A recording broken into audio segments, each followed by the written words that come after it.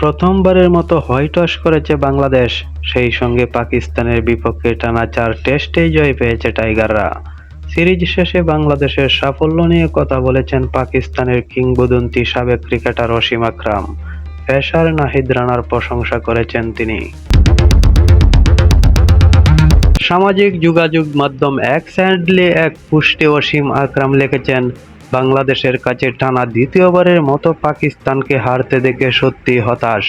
বিজয়ীদের পূর্ণ প্রশংসা ও কৃতিত্ব প্রাপ্য, কারণ তারা পরিপূর্ণ ক্রিকেট খেলেছে।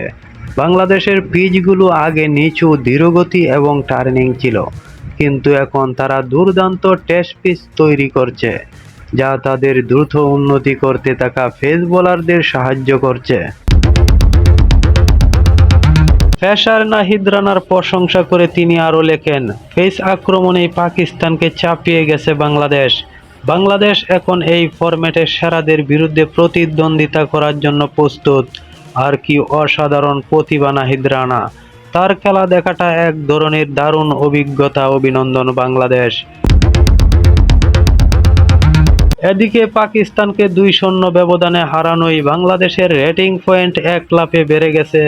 এর ফলে টেস্টে র্যাঙ্কিংয়ে ওয়েস্ট ইন্ডিজ এবং পাকিস্তানকে টপকে টেবিলের 7 নম্বর স্থানটি নিজেদের করে নিয়েছে ফিল সিমসের শিষ্যরা। 63 থেকে রেটিং পয়েন্ট বেড়ে দাঁড়িয়েছে বাংলাদেশের 78।